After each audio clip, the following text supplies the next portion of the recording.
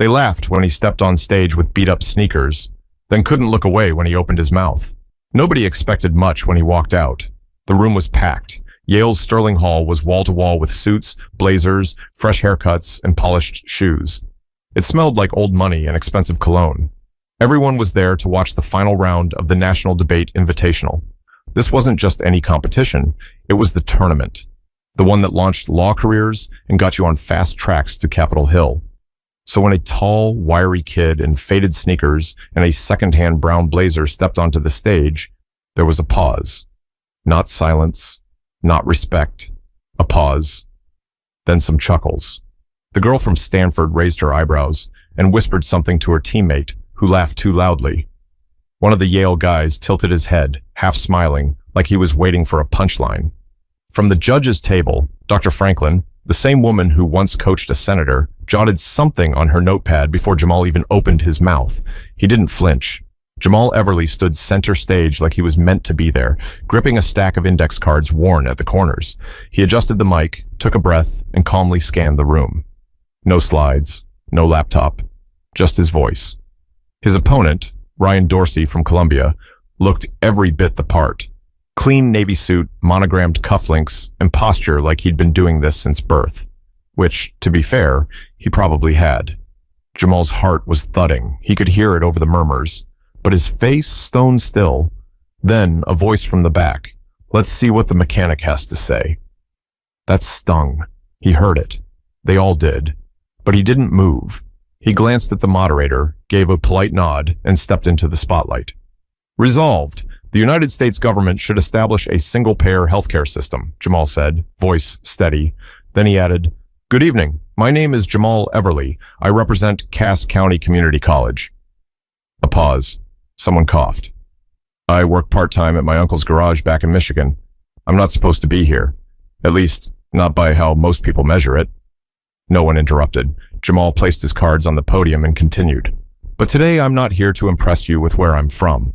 I'm here to talk about why a mother in Macomb County had to choose between her insulin and her rent, and why, if she lived 2 zip codes over, she wouldn't have to. Silence. Even Ryan Dorsey looked caught off guard. Jamal didn't look down once. His tone was calm but firm, not performative. No theatrics, just facts, lived ones. And the crowd? They were listening. But this story didn't begin on a stage in Connecticut. It started miles away, in a city where nothing comes easy.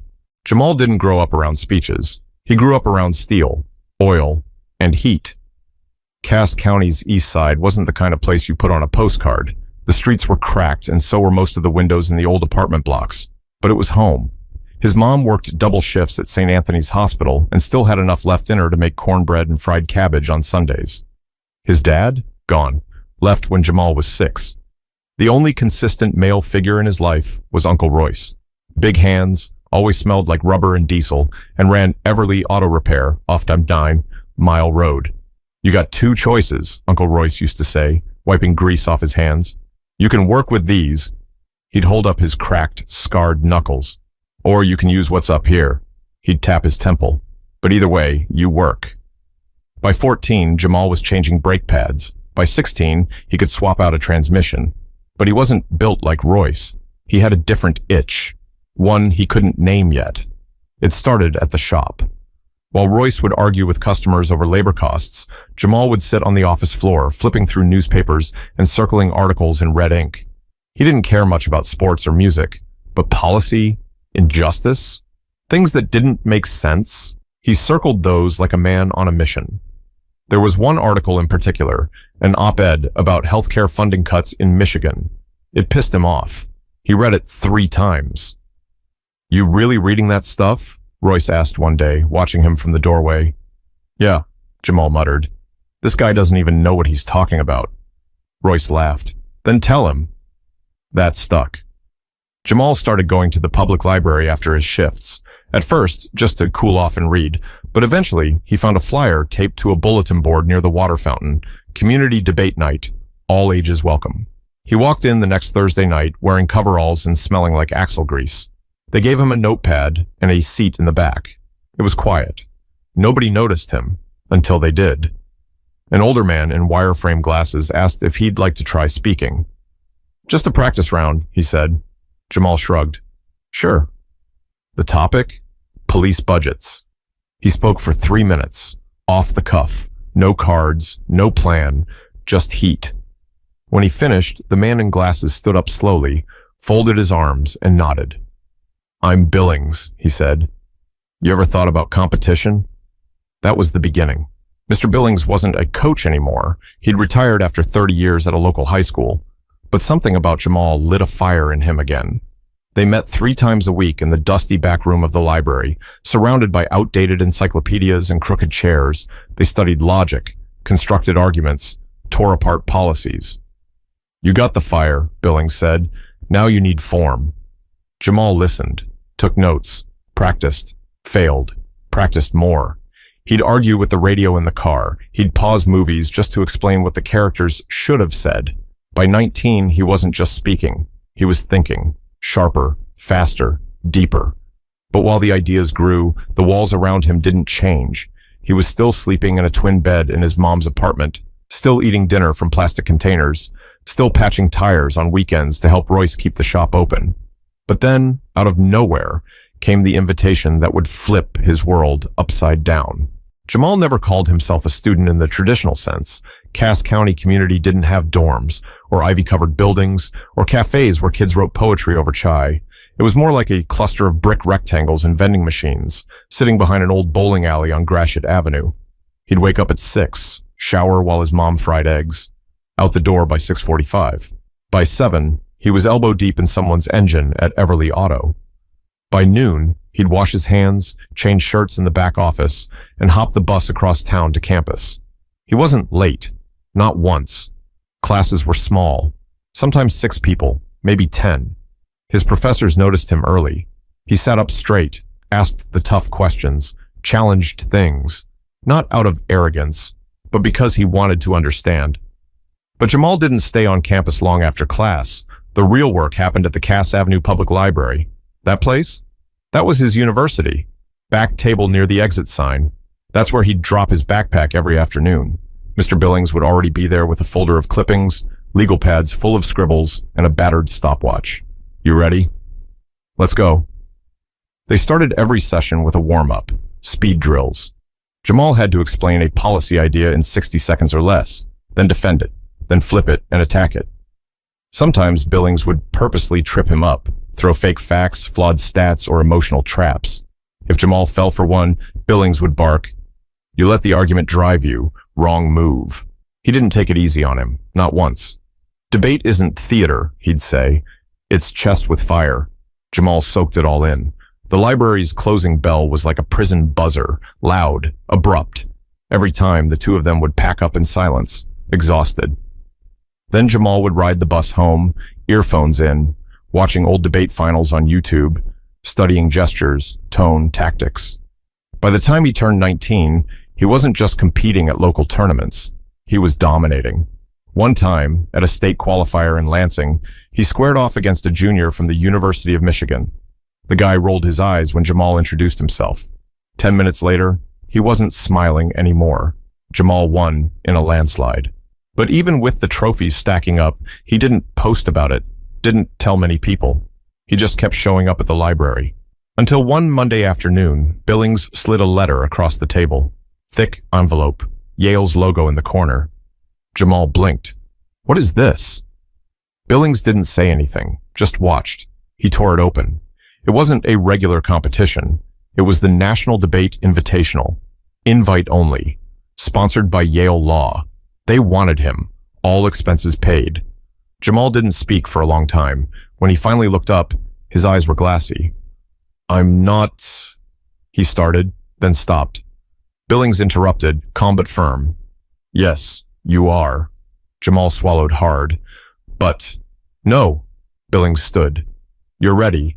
You just don't know it yet. Jamal took the letter home that night, read it 6 times, showed it to his mom, who screamed and cried in the same breath. Royce slapped the table and shouted, "Hell yeah!" like the Lions just won the Super Bowl. They started a little fundraiser. Nothing flashy, just a coffee can at the shop counter. Help Jamal represent Cass County at Yale. In 3 days, it was full. Old clients, neighbors, even the mail carrier dropped in a 20. Jamal packed a borrowed duffel bag and kissed his mom on the cheek. He boarded the train with nothing but a thrifted blazer, a stack of cards, and every ounce of belief his community could spare.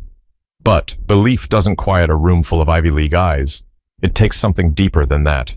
He'd never been further east than Cleveland. Now here he was, riding Amtrak into New Haven, staring out the window at miles of coastline and neighborhoods that didn't look anything like home. When the train pulled into Union Station, Jamal stepped off with his duffel, his debate folder, and nerves tied so tight in his chest he could barely breathe. The hotel? Paid for. Roommate? Some kid from Duke who barely looked up from his phone. Jamal tried making small talk that first night. "You competing solo too?" The guy gave him a sideways glance. "Nah. Policy team, you?" "Yeah, just me."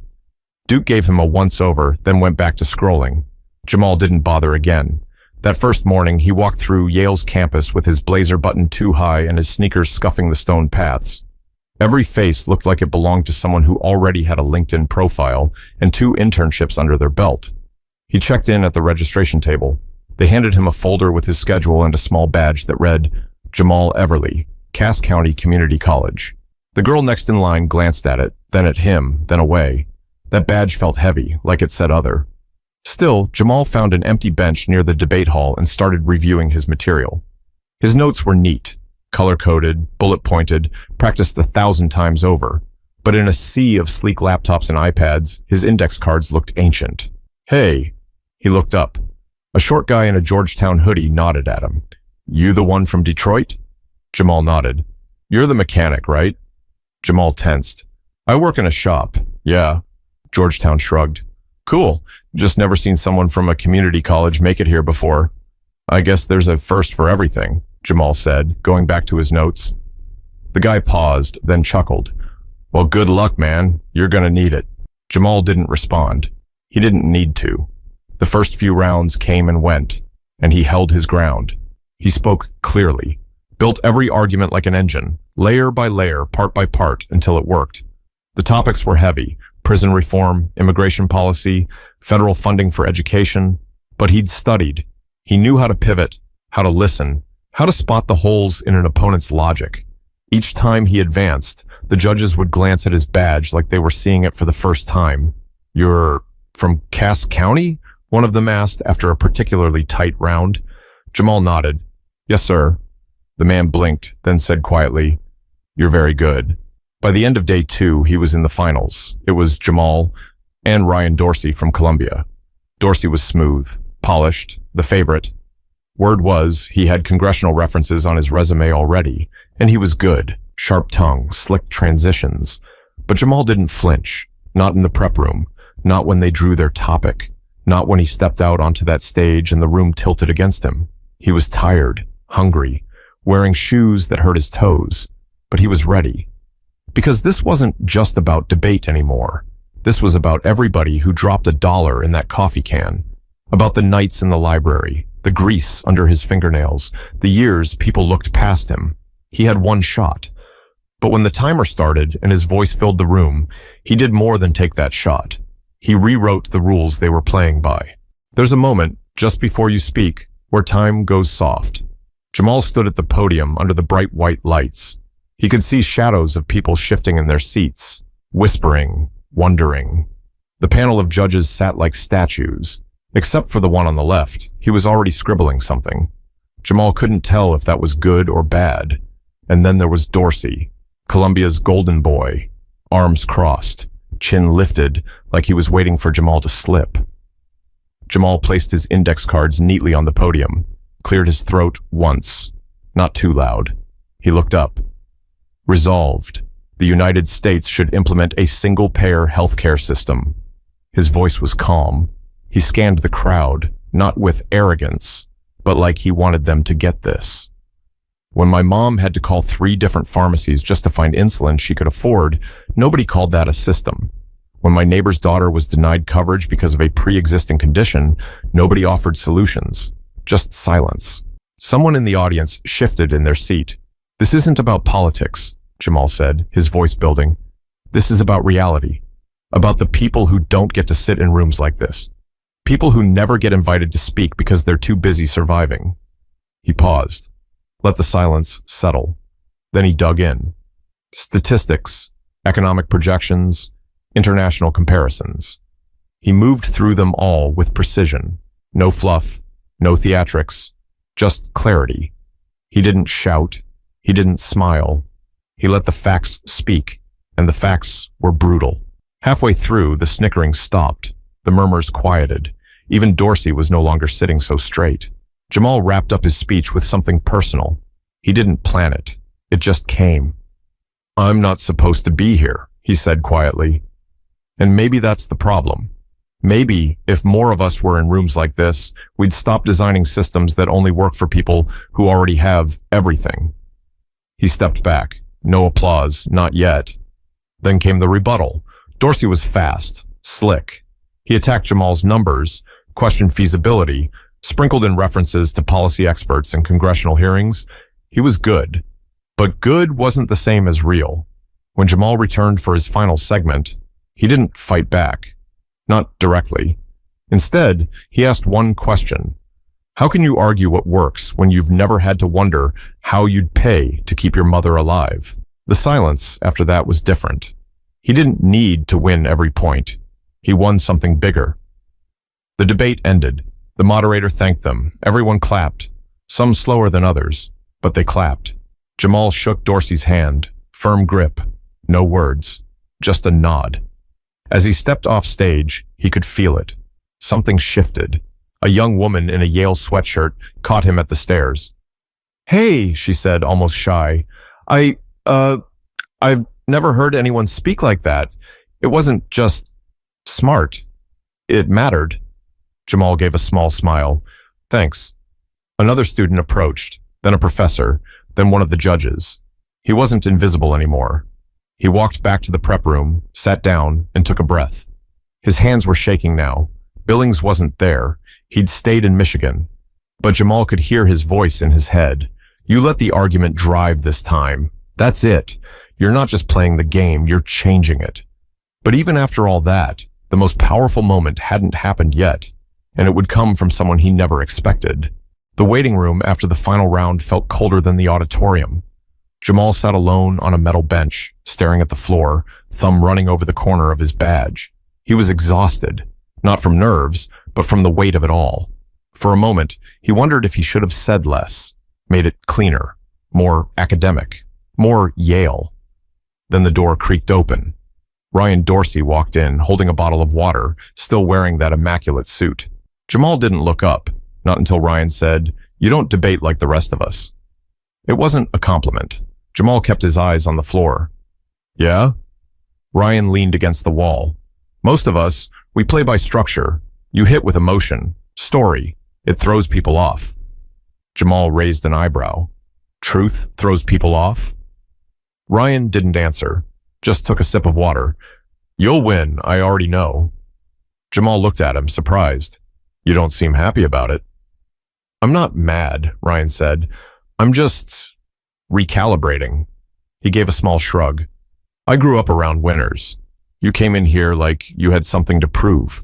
We're not the same." Jamal stood slowly. "You're right. We're not." He didn't say it with attitude. He said it because it was true. Ryan didn't argue. He just pushed off the wall, looked Jamal in the eye and said, "Good luck out there." The door shut behind him. 10 minutes later, the announcement came through the loudspeakers. "All finalists, please report to the main hall. Results will be announced shortly." Jamal walked through the corridor like he was floating.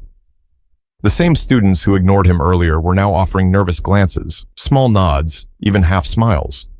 He stepped into Sterling Hall once more. This time, no one laughed. The judges took their seats. The head of the tournament, a sharp woman in a dark green blazer, stepped to the mic. "Before we announce the winner, I'd like to say something." She paused, scanning the audience. This year's final was one of the most difficult to judge, not just because of the quality, but because of the heart. For all our debates on policy and theory, tonight reminded us why we debate. Then she looked at Jamal. "And sometimes, someone walks into a room and doesn't just play the game. They change it. The silence was thick. Jamal stared at the floor. The winner of the 2025 National Debate Invitational, a breath. Jamal Everly, Cass County Community College. He didn't move. Someone behind him whispered, "Damn." Applause exploded. Some stood, some didn't. But the sound was real. It meant something. Jamal walked to the stage slowly, like every step was proof he hadn't imagined it. He shook the head judge's hand. They handed him a certificate in a leather folder. No big trophy. Just a name, a title. As he turned to face the room, he caught Ryan in the second row, clapping, no smile, just respect. Jamal didn't make a speech. He just bowed his head slightly, then walked off the stage. But just before he stepped through the side door, someone caught up to him.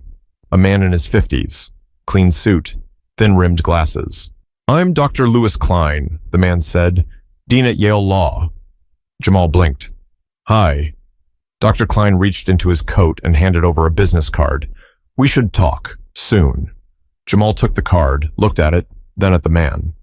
Klein smiled. "You don't need to change who you are. That's why you're needed."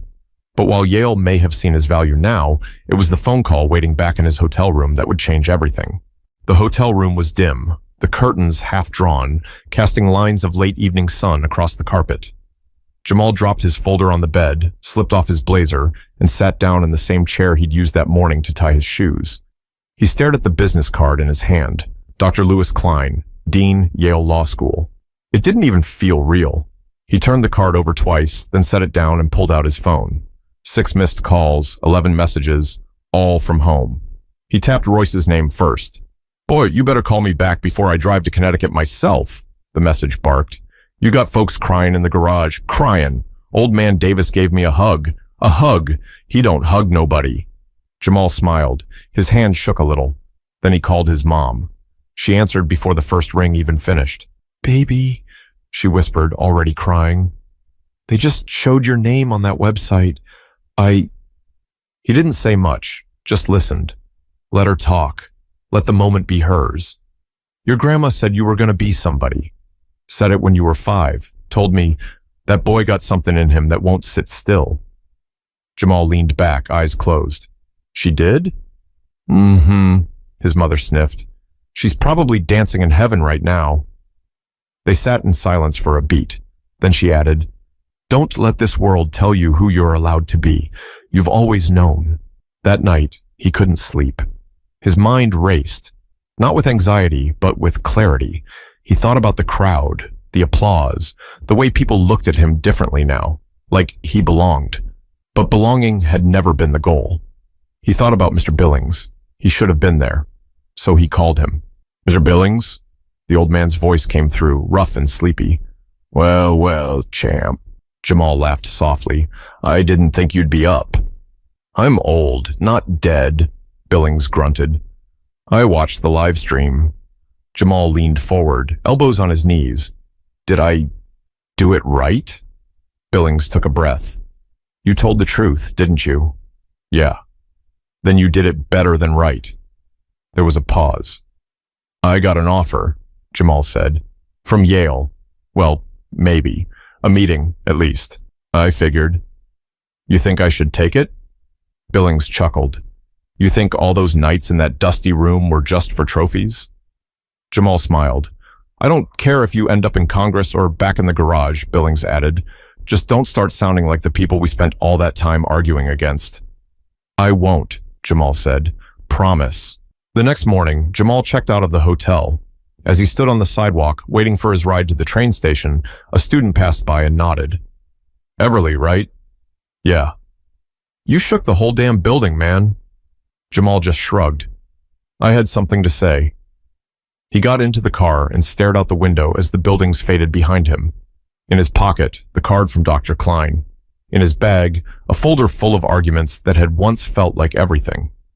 But now he had a voice that people finally heard.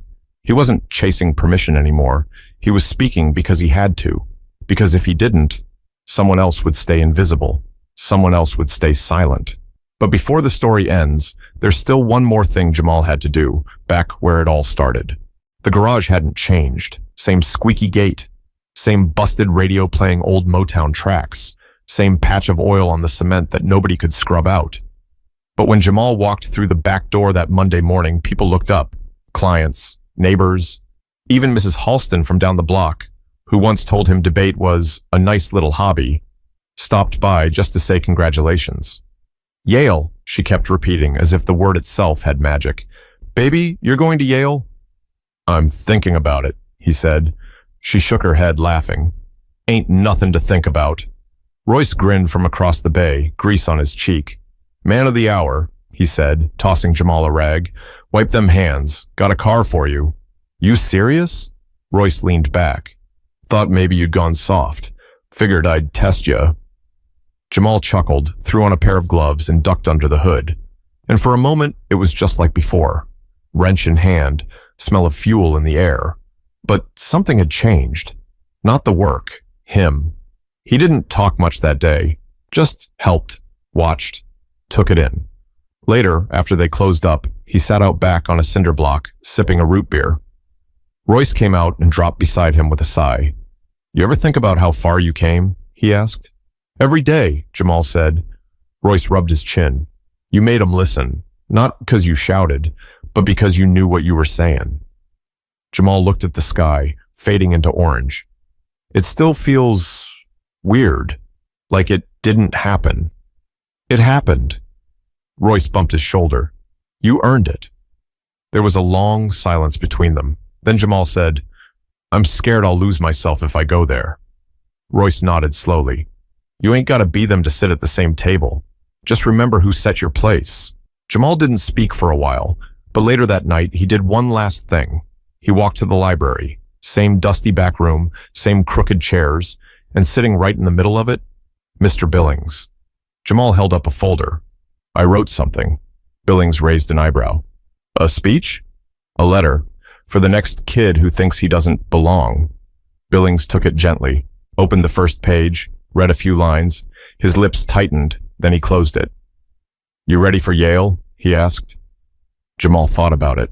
The platform, the crowd, the applause, then the nights alone, the doubts, the invisible line between being heard and being seen.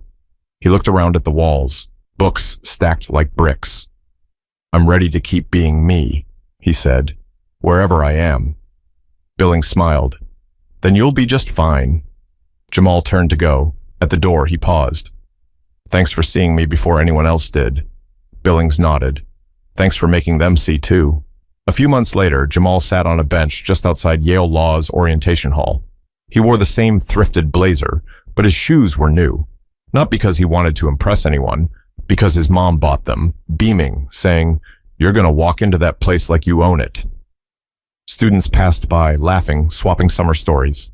Jamal held a notebook in his hand. On the first page, 3 words, Don't shrink back. He closed it and stood, ready, not just to speak, but to lead, not to be accepted, to be heard, because sometimes respect doesn't come when you ask for it. It comes when you stand up and take it. So here's the lesson. You don't need the perfect background, or polished shoes, or the right connections. You need your voice, your story, and the guts to say, I belong here, even if no one else believes it yet. Some doors don't open until you knock louder than anyone expects. Now it's your turn. What room are you walking into?